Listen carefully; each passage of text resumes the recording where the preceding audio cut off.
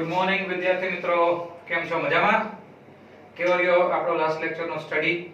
તમારા બધાના રિવ્યુ મળે છે અને ખૂબ આનંદ થાય છે કે તમે લોકો WhatsApp થકી મને કહો છો કે સર લેક્ચરમાં મજા આવે છે અને તમારો જે પોઝિટિવ રિસ્પોન્સ જોઈને મારી એનર્જી જે છે એ પણ વધતી જાય છે. ઓકે, તો લાસ્ટ લેક્ચરની અંદર આપણે જોયું હતું કે ભાઈ સરેરાશ વેગ છે એ કોને કહેવાય, સરેરાશ ઝડપ છે એ સરેરાશ ઝડપ કોને કહેવાય અને આલેખ કેવા હતા. આજે આપણે શું જોવું છે? તો હવે મિત્રો થોડાક દાખલાઓ તરફ જઈએ. બાકી હવે તમને કંટાળો આવશે કે ભાઈ સર એક ને એક વસ્તુ થિયરી. તો દાખલાઓ આજે જોવાના છે. તો દાખલા આજે જે જોશું એની અંદર હું કઈ વસ્તુ કવર કરીશ. દાખલાની અંદર અત્યાર સુધીમાં આપણે જેટલું ભણ્યા છીએ ને બધું આવી જશે. બરાબર? સ્થાનાંતર કેવી રીતે ગણવું એ દાખલાની અંદર આવી જશે. પથ લંબાઈની ગણતરી કેવી રીતે કરવી એ પણ હું દાખલામાં લઈ લઈશ. સરેરાશ વેગ કેવી રીતે શોધવો એ પણ લઈ લઈશ અને સરેરાશ ઝડપ કેવી રીતે શોધવી એ પણ લઈ લઈશ. અને નિર્દેશ પ્રેમ સ્ટાર્ટિંગમાં શીખેલા હતા કે કયા પોઈન્ટ થી અવલોકન સ્ટાર્ટ કરવું એ પણ લઈ લેશું. ઇન શોર્ટ, આજે જે દાખલાઓ આપણે ભણવાના છે એની અંદર અત્યાર સુધીમાં આપણે ભણેલા તમામ ટોપિકનું આપણે જે છે એની અંદર સમાવેશ કરશું. બરાબર?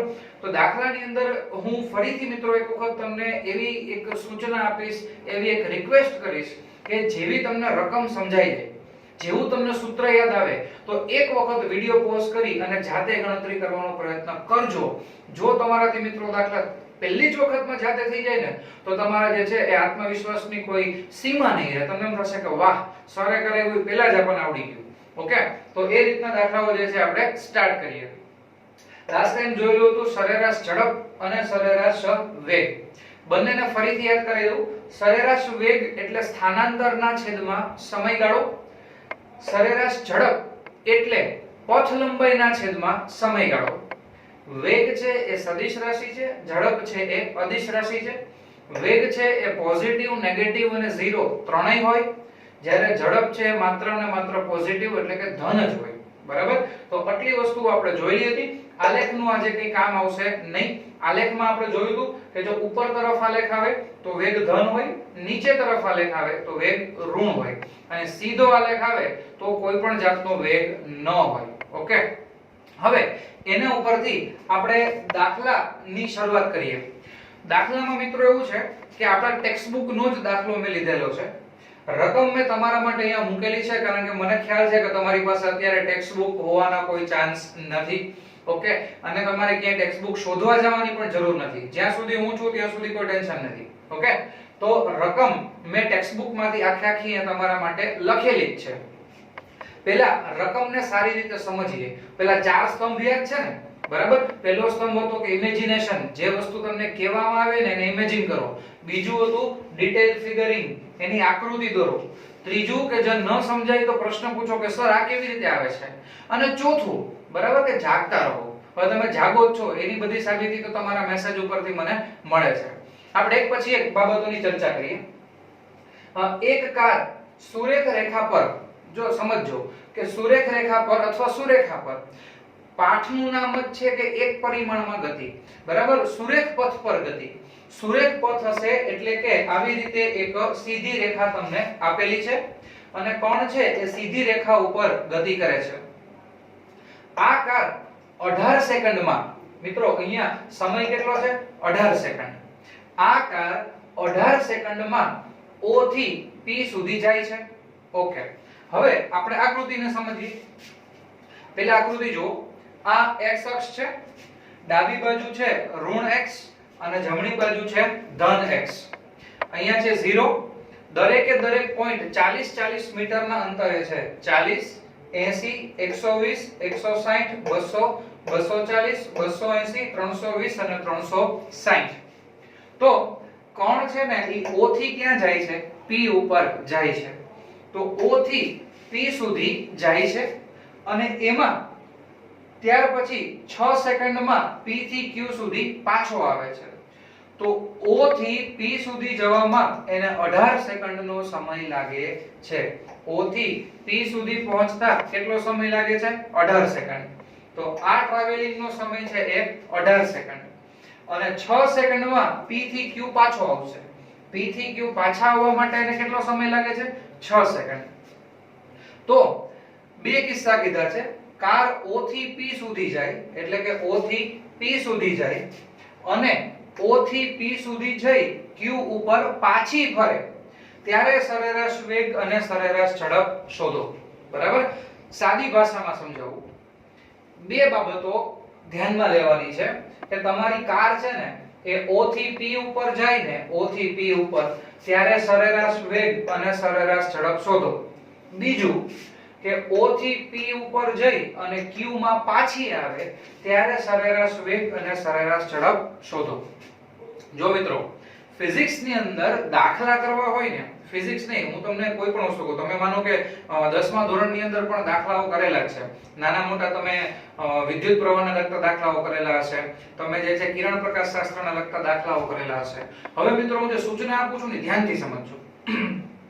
લગભગ 80% સ્ટુડન્ટ હોય ને એની ટેવ શું હોય ખબર છે? એ લોકો આવી રીતે ફટાફટ રકમ વાંચી લે. ઓકે, કાર છે અહીંયા 18 સેકન્ડમાં O થી P ઉપર જાય છે, 6 સેકન્ડમાં O થી P ઉપર જઈને પાછી Q ઉપર આવે છે, તો વેગ અને જે છે એ તમને ઝડપ શોધવાની કીધી છે.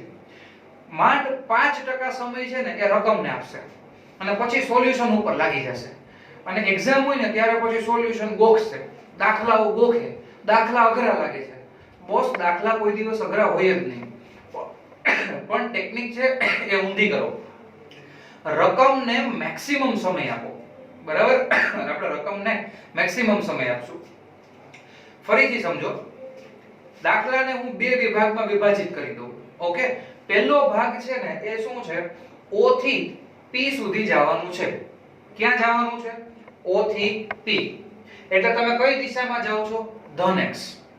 O થી P કઈ દિશામાં જાઓ છો? ધન x. ઓકે, હવે O થી P સુધી જાવ ને એમાં બે બાબતો શોધવાની છે, સરેરાશ વેગ અને સરેરાશ ઝડપ. સમજાણું? હા કે ના? ઓકે, તો તમારે O થી P સુધી જવાનું છે એટલે કે 360 મીટરનું અંતર કાપવાનું છે, જેના માટે તમને 18 સેકન્ડનો સમય લાગે છે. બરાબર? આ O થી P સુધી જશો એમાં જે સમય લાગે છે એ સમય કેટલો છે? 18 સેકન્ડનો સમય છે. તો અહીંયા હું તમને કામની વસ્તુઓ દાખલામાંથી હાઇલાઇટ કરીને આપું. હવે તમે જોશો ને તો તમને ખબર પડશે કે દાખલામાં બીજો બધો મસાલો છે ને નકામો જ છે. કામનું શું છે? O થી P અને ત્યાં સુધી પહોંચતા લાગતો સમય એટલે કે 18 સેકન્ડ. બરાબર છે? ઓકે, હવે આના માટે મારે બે બાબતો શોધવી છે કે કાર, મેં તમારા માટે લખેલું છે કે કાર O થી P સુધી જાય ત્યારે સરેરાશ વેગ શોધો અને સરેરાશ ઝડપ. તો O થી P ની અંદર સ્થાનાંતરના છેદમાં સમયગાળો, સરેરાશ વેગનું સૂત્ર આપણે લાસ્ટ ટાઈમ શીખી ગયા કે સ્થાનાંતરના છેદમાં સમયગાળો. ફરીથી યાદ કરાવું, સ્થાનાંતર એટલે શું? સ્થાનાંતર એટલે કે અંતિમ સ્થાન માઈનસ પ્રારંભિક સ્થાન. જનરલી અંતિમ સ્થાનને આપણે x2 વડે દર્શાવીએ છીએ અને પ્રારંભિક સ્થાનને આપણે x1 વડે દર્શાવીએ છીએ. તો આ આકૃતિમાં ક્યાં જાવ છો? O થી P. તો પ્રારંભિક સ્થાન એટલે x1, અંતિમ સ્થાન P એટલે કેટલું થાય? x2. બરાબર? ઓકે, અને આમાં જે સમય લાગે છે એ સમય તમને આપી દીધો છે t2 t1 18 સેકન્ડ. એટલે તમે એવું પણ કહી શકો કે t1 બરાબર 0 છે અને t2 બરાબર કેટલા છે? 18 છે. ઓકે, તો મારી પાસે ડેટા બધો આવી ગયો છે. અંતિમ સ્થાન માઈનસ પ્રારંભિક સ્થાન. અંતિમ સ્થાન એટલે x2 અને x2 બરાબર કેટલા છે? 360. તો અહીંયા હું લખીશ 360 માઈનસ પ્રારંભિક સ્થાન એટલે 0 છેદમાં t2 t1. આ સમયગાળો તમને 18 સેકન્ડનો આપેલો જ છે. બરાબર? O થી P સુધી જવામાં કેટલો સમય આપેલો છે? 18 સેકન્ડ. તો 360 0 એટલે 360 છેદમાં 18. બરાબર? તો 18 ગુણ્યા 2 એટલે 36. તો આન્સર તમારો થશે 20 મીટર પ્રતિ સેકન્ડ. બરાબર? 360 મીટરનું અંતર કાપવામાં જો કોઈ કણ 18 સેકન્ડનો સમય લેતો હોય, 360 મીટરનું અંતર કાપવામાં 18 સેકન્ડ લેતો હોય તો એનો વેગ 20 મીટર પ્રતિ સેકન્ડ છે એવું આપણે કહી શકીએ. બરાબર? આ છે સરેરાશ વેગ.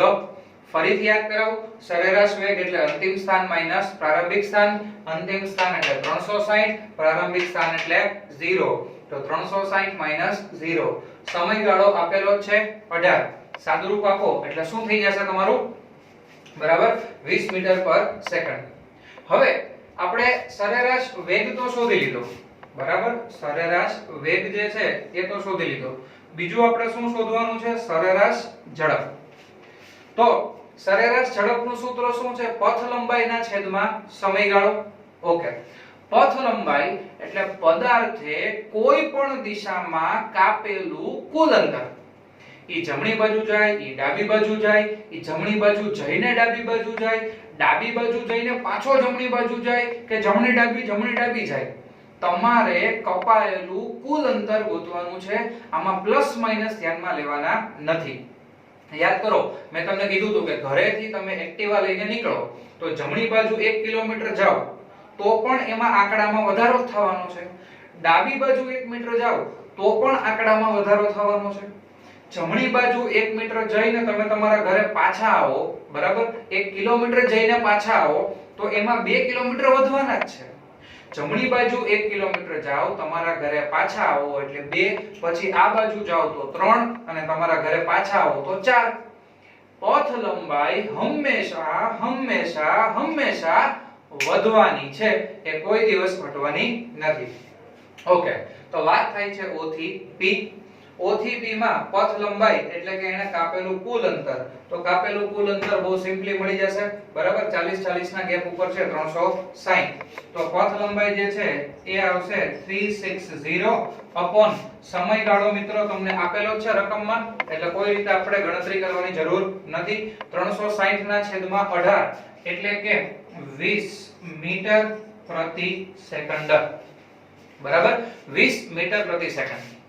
તો આના ઉપરથી એક બાબત તમે વિચારો કે જ્યારે પદાર્થ એક જ દિશામાં ગતિ કરતો હશે, બરાબર સાંભળજો, જ્યારે પદાર્થ એક જ દિશામાં ગતિ કરતો હશે અને એ પોતાના ગતિની દિશા ન બદલે ત્યારે સરેરાશ વેગ અને સરેરાશ ઝડપ એના મૂલ્ય કેવા હશે, સરખા હશે. જ્યારે પદાર્થ એક જ દિશામાં ગતિ કરતો હશે ત્યારે એના સરેરાશ વેગ અને સરેરાશ ઝડપ એના મૂલ્ય સરખા હશે, બરાબર. તો ત્યારે કોઈ દિવસ મૂલ્ય અલગ અલગ આવવાની સંભાવના નથી. અલગ ક્યારે આવે કે પદાર્થ એક દિશામાં ગતિ કરે અને ત્યાંથી થોડો પાછો આવે. આવા કિસ્સાની અંદર ઝડપ અને જે છે એ વેગ એ બંને જુદા જુદા મળશે. તો એના માટે આપણો બીજો કિસ્સો છે જ. એટલે આ વસ્તુ ખાસ સમજી લેજો કે જ્યારે પદાર્થ એક જ દિશામાં ગતિ કરશે ત્યારે એના વેગ અને ઝડપના મૂલ્ય છે એ સરખા જ રહેશે. એની સામે પદાર્થ એક દિશામાં જઈ ત્યાંથી થોડો પાછો આવશે ત્યારે વેગ અને ઝડપના મૂલ્ય બદલાશે. તો આપણો પહેલો જે કિસ્સો હતો O થી P, તો એમાં પાછું આવવાનો કોઈ સવાલ નથી. એટલે સરેરાશ વેગ એનું મૂલ્ય અને ઝડપનું મૂલ્ય કેવા છે મિત્રો, સરખા જ છે. ઓકે, હવે બીજો કિસ્સો જોઈએ રકમમાં. O થી P પર જઈ એટલે કે O થી P સુધી તો જવાનું જ છે, ફરી પાછો જે છે એ ક્યાં આવવાનું છે, Q ઉપર. મતલબ પેલા O થી P ઉપર જાવ અને P થી તમે ક્યાં આવી જાવ, Q ઉપર. એટલે હવેના કિસ્સાની અંદર છે ને મિત્રો x2 એટલે કે તમારું અંતિમ સ્થાન જે છે એ કયું થઈ જશે, Q, બરાબર. એટલે કાર છે ને એ O થી P ઉપર જઈ અને Q ઉપર આવે તો એને આમ પણ લખાય કે O થી P અને P થી Q. સમજાય? O થી P અને P થી Q. ઓલરાઈટ. હવે આ કિસ્સામાં મારે સરેરાશ વેગ શોધવો છે. આ કિસ્સામાં મારે સરેરાશ વેગ શોધવો હોય તો સ્થાનાંતરના છેદમાં સમયગાળો, આપણું સૂત્ર જે છે ફિક્સ છે. તો સ્થાનાંતર એટલે અંતિમ સ્થાન માઈનસ પ્રારંભિક સ્થાન છેદમાં સમયગાળો, અંતિમ માઈનસ પ્રારંભિક સમય. ઓકે, હવે સ્થાનાંતર શોધવું છે તો આ વખતે x2 એટલે અંતિમ સ્થાન કોણ આવશે, Q. તો Q જે છે એમાં x2 આવશે. તો Q એટલે કેટલા છે, 240. તો અહીંયા જે છે એ થઈ જશે x2 એટલે 240 માઈનસ x1 સ્ટાર્ટિંગ પોઈન્ટ તો એ જ છે O એટલે કે 0 છેદમાં સમયગાળો. મિત્રો હવે ખાસ સમજજો સુપર મોસ્ટ આઈએમપી વસ્તુ. જો હું શું કરું છું તો કે O થી લઈ અને P સુધી જાઉં છું. O થી P એમાં કેટલો સમય લાગે? 18 સેકન્ડ. તો માનો કે હું અહીંયાથી ગતિ કરતા આ P સુધી પહોંચી ગયો. કેટલો સમય થયો? 18 સેકન્ડ. ઓકે, હવે એવું કહે છે કે 6 સેકન્ડમાં P થી Q ઉપર પાછું આવવાનું છે.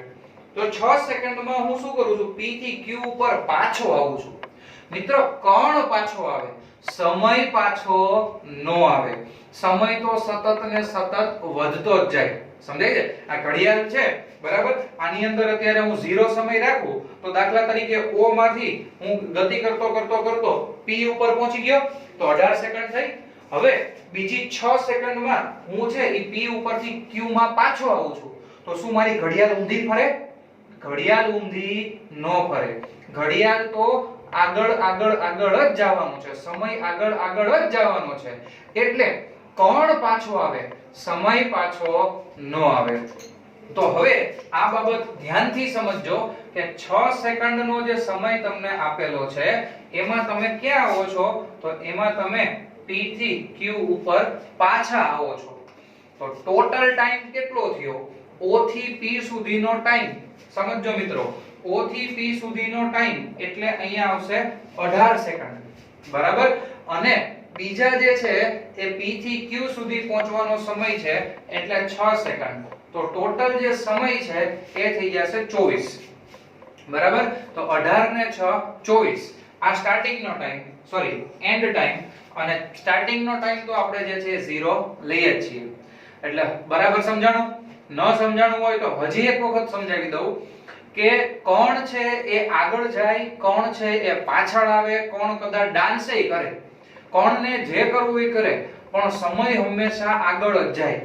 એટલે O થી લઈ અને P સુધી પહોંચવાનો સમય છે એ છે 18 સેકન્ડ અને P થી પાછા Q ઉપર આવવાનો સમય છે 6 સેકન્ડ. એટલે મેં કીધું એમ કે કોણ પાછો આવે? સમય પાછો નો આવે. સમય પાછો નો આવે એટલે સમય તમારે ટોટલ ગણવો પડશે.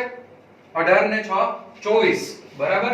એટલે અહીંયા આવું છે કે 240 છેદમાં 24 એટલે 10 મીટર પર સેકન્ડ. બરાબર? તો આ કિસ્સાની અંદર સરેરાશ વેગ તમને કેટલો મળે છે? 10 મીટર પર સેકન્ડ. સમજાઈ ગયું મિત્રો? બરાબર? અહીંયા સુધીમાં કઈ વાંધો? O થી P 18 સેકન્ડ, P થી Q 6 સેકન્ડ. 18 ને 6 ટોટલ સમય આવશે 24. સ્થાનાંતર એટલે O થી P અને P થી Q સ્થાનાંતરમાં વચ્ચેના રસ્તાને જોવાનો નહીં. માત્ર અંતિમ સ્થાન એટલે Q 240 માઈનસ પ્રારંભિક સ્થાન એટલે 0. તો 240 માઈનસ 0 એટલે 240 છેદમાં 24 એટલે 10 મીટર પર સેકન્ડ. આ થઈ જશે સરેરાશ વેગ. હવે આવશે સરેરાશ ઝડપ. સરેરાશ ઝડપની મિત્રો વાત કરીએ તો પથ લંબાઈ ના છેદમાં સમયગાળો. બરાબર? ઓકે. પથ લંબાઈ એટલે કે કોઈ પણ દિશામાં કપાયેલું કુલ અંતર. ફરીથી યાદ કરાવી દઉં, આ બધા 40 ના અંતરે રાખેલા પોઈન્ટ છે. તો હું O થી ગતિ કરતો ક્યાં પહોંચું છું? P ઉપર. બરાબર? O થી P ઉપર. તો P એટલે કેટલા છે? 360. P થી હું પાછો ક્યાં આવું છું? Q ઉપર. તો હવે જો 360 બરાબર? અહીંયા સુધી તો આવડે 0 40 80 120 160 200 240 280 320 360 પછી 400 440 અને 480. સમજાય છે? ફરીથી 360 સુધી સમજાઈ ગયું? આ બે ની વચ્ચેનું અંતર 40 એટલે 360 વત્તા 40 એટલે 400 વત્તા 40 એટલે 440 અને વત્તા 40 એટલે 480. તો અહીંયા પથ લંબાઈ છે that is 480. સમય તો આગળ લાગેલો હતો એટલો જ લાગશે 18 ને 6 24. O થી P સુધી પહોંચવાનો સમય એટલે 18 અને P થી પાછા Q ઉપર આવવાનો સમય એટલે 6. તો ટોટલ સમય કેટલો થઈ જાય? 24. બરાબર? તો 48 ના છેદમાં 24 એટલે 2. તો અહીંયા સરેરાશ ઝડપ જે છે એ થઈ જાય 20 મીટર પ્રતિ સેકન્ડ. ઇન કેસ કદાચ તમને પૂરેપૂરું ન દેખાતું હોય તો તમે સમજી જશો કે ભાઈ હવે જાતે ગણતરી કરો કે સરેરાશ ઝડપ એટલે પથ લંબાઈના છેદમાં સમયગાળો. પથ લંબાઈ એટલે અહીંયા સુધીની 360 અને 360 થી q ઉપર પાછા આવશો એટલે 400, 440 અને 480. ઓકે, તો આ રીતે મિત્રો 480 અને છેદમાં 24 તો 20 મીટર પ્રતિ સેકન્ડ. તો હવે જો આ કિસ્સાની અંદર આપેલો જે કોણ છે એને શું કર્યું છે, પોતાની ગતિ છે એ બદલાવેલી છે.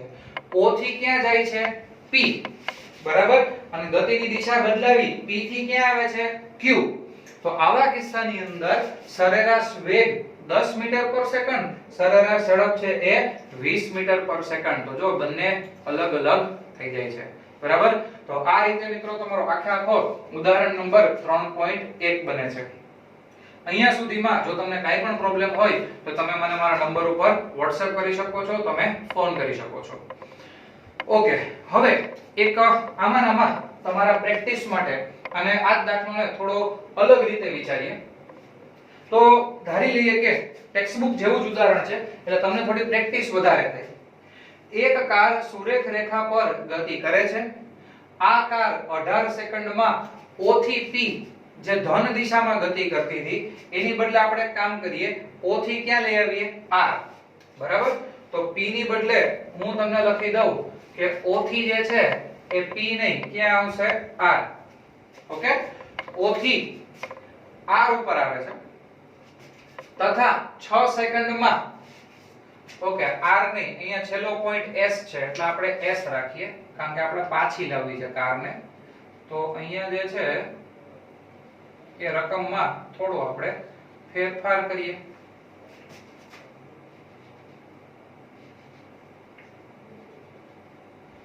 એટલે એ બને તમને પ્રેક્ટિસ થઈ જાય.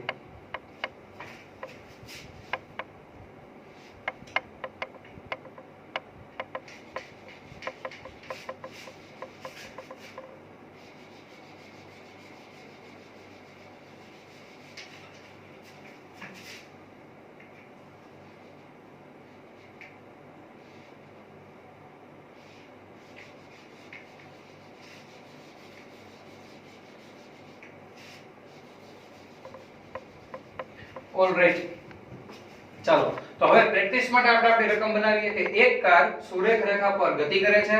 આ કાર 18 સેકન્ડમાં O થી ગતિ કરી અને ક્યાં જાય છે, સપોઝ S ઉપર જાય છે. તો અહીંયા આપણે O થી લઈ આવીએ S. ઓકે, તો O થી S ઉપર આપણે લાવીએ અને જે છે એના માટેનો જે સમયગાળો છે મિત્રો, બરાબર, એ આપણે 18 સેકન્ડ છે સપોઝ, એની બદલે જે છે એ આપણે થોડોક ફેરફાર કરી નાખીએ તો ગણતરી જે છે એમાં તમારે કેલ્ક્યુલેટરની જરૂર ના પડે. તો એના માટે આપણે સમય સપોઝ રાખીએ 160 છે ને, 8 સેકન્ડ રાખીએ. ચલો, દાખલા તરીકે 8 સેકન્ડમાં ક્વિકલી એ ત્યાં પહોંચી જાય છે. હવે O થી S જાય છે તથા કેટલીક સેકન્ડમાં જે છે એ S થી R ઉપર પરત ફરે છે. તો આ બે વચ્ચેનું અંતર જે છે ને મિત્રો એ 40 મીટર છે. એટલે તમારે સમજવા માટે છે ને હું અહીંયા સહેલું પડે એટલે 2 સેકન્ડ તમને કરી આપું છું, બરાબર. એટલે ગણતરી જે છે તમારે પ્રમાણમાં સહેલી થઈ જાય. તો પહેલા કાર જે છે એ O થી S ઉપર જાય ત્યારે તથા O થી S પર જઈ અને જે છે એ પાછી ક્યાં આવશે, તો કે એ પાછી આવશે R ઉપર. ત્યારે સરેરાશ વેગ અને સરેરાશ ઝડપ શોધો. ચાલો, તો હવે જે છે આ દાખલો તમે આમ તો હોમવર્કમાં કરજો અને હોમવર્કમાં તમારાથી દાખલો થઈ જાય ત્યાર પછી તમે સોલ્યુશન આમાં ચેક કરી લેજો. હું દાખલો તમને ગણાવી જ દઉં છું પણ તમારે જાતે આ દાખલો કરવાનો છે. તો સૌથી પહેલા જે છે એ કાર આપણે ક્યાં મોકલીએ છીએ, O થી S, બરાબર. પહેલા મોકલશું આપણે કારને O થી ક્યાં મોકલીશું, S. O થી S મોકલીશ તો સરેરાશ વેગ એટલે આપણે વાત કરેલી જ છે તો કે ભાઈ અંતિમ સ્થાન માઈનસ પ્રારંભિક સ્થાન. તો S ઉપર અંતિમ સ્થાન એટલે x2 અને પ્રારંભિક સ્થાન તો આપણું છેક સુધી ફિક્સ જ છે. તો x2 બરાબર કેટલા છે -160 અને પ્રારંભિક સ્થાન કેટલું છે 0 છેદમાં સમયગાળો આપણે લઈએ છીએ 8 બરાબર તો સ્ટાર્ટિંગ ટાઈમ 0 છે અને સમયગાળો એટલે ઈ બે વચ્ચેનો તફાવત જ આપેલો છે 160 ના છેદમાં 8 એટલે આવશે -20 મીટર પર સેકન્ડ બરાબર કારણ કે 16 ના છેદમાં 8 એટલે 2 અને 0 એઝ ઇટ ઇઝ તો -20 મીટર પર સેકન્ડ તો તમે જોઈ લો મિત્રો આ વખતે તમારો કોણ ડાબી બાજુ ગતિ કરે છે એટલા માટે આ કિંમત કેવી આવી માઈનસ આવે છે ચાલો આના જ માટે આ જ વસ્તુ માટે કે O થી લઈ અને S સુધી જાવ છો એમાં સરેરાશ ઝડપ કેટલી થાય ફરીથી યાદ કરાવું સરેરાશ ઝડપ એટલે પથ લંબાઈના છેદમાં સમયગાળો છે પથ લંબાઈ કોઈ દિવસ નેગેટિવ ન હોય એટલે તમારે શું કરવાનું કે આ 160 છે એને માઈનસ નથી લેવાના કેટલા લેવાના છે પ્લસ એટલે 160 અને છેદમાં સમય તો એટલો જ લાગે છે 8 તો 160 ના છેદમાં 8 એટલે જવાબ આવશે તમારો 20 મીટર પર સેકન્ડ તો અહીંયા તમને એક્ઝેક્ટ ડિફરન્સ ખ્યાલ આવશે કે સરેરાશ વેગ છે -20 મીટર પર સેકન્ડ અને સરેરાશ ઝડપ છે એ છે +20 મીટર પર સેકન્ડ એનો મતલબ એવો થાય કે તમારો કોણ જે છે એ ડાબી બાજુએ 1 સેકન્ડમાં 20 મીટરનું અંતર કાપતો હશે બરાબર આ એનું ચોખ્ખું સ્થાનાંતર તમને પ્રતિ સેકન્ડ દર્શાવે છે બરાબર ઓકે બીજો કિસ્સો આપણે એવો લીધો છે કે x1 જે છે એમાં તમે શું કરો છો 0 થી સ્ટાર્ટ કરો છો s ઉપર જઈ અને ફરી પાછું 2 સેકન્ડમાં r ઉપર આવો છો એટલે આ વખતે આ કિસ્સામાં x2 જે છે એ s ઉપર નહીં રહે x2 જે છે એ કોના ઉપર આવશે r ઉપર હવે જો અહીંયા સરેરાશ વેગ શોધવો છે o થી s અને s થી r સરેરાશ વેગમાં બે જ પોઈન્ટનું કામ હોય એક તો અંતિમ સ્થાન x2 અને પ્રારંભિક સ્થાન x1 પછી વચ્ચે ગમે પોઈન્ટ આવતા હોય એને લેવાના નહીં અંતિમ સ્થાન છે r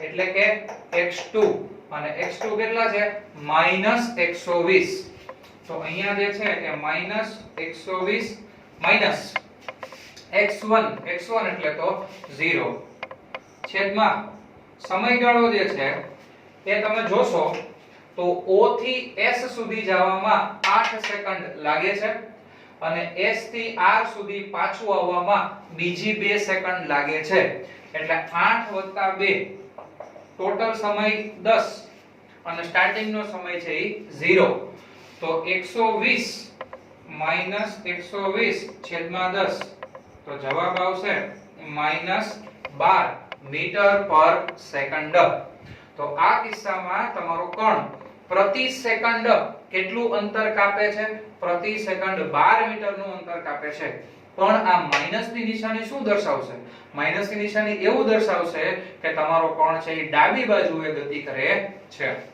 ઓકે અને હવે છેલ્લું O થી S S થી R એના માટે સરેરાશ ઝડપ તો ઝડપ માટે પથ લંબાઈના છેદમાં સમયગાળો મિત્રો પથ લંબાઈ કોઈ દિવસ માઈનસ ન હોય તો હવે આ 40 80 120 160 અને 160 વત્તા બીજા 40 કારણ કે S થી તમે R માં પાછા આવો છો તો 160 વત્તા બીજા 40 એટલે 200 બરાબર તો અહીંયા જે છે એ પથ લંબાઈ છે 200 છેદમાં સમય ટોટલ લાગે છે 10 કારણ કે આ 8 અને વત્તા 2 એટલે સમય લાગશે 10 તો 200 ના છેદમાં 10 તો આન્સર થઈ જશે તમારો 20 મીટર પ્રતિ સેકન્ડ બરાબર દાખલો થોડો ઝડપથી મેં એટલે કરાવેલો છે કે હોમવર્કમાં તમારે કરવાનો હતો અને આ વિડિયોમાંથી તમારે જસ્ટ વેરીફાઈ કરવાનું છે કે તમારા બધા આન્સર્સ આવે છે કે નહીં બરાબર તો અહીંયા -20 અને +20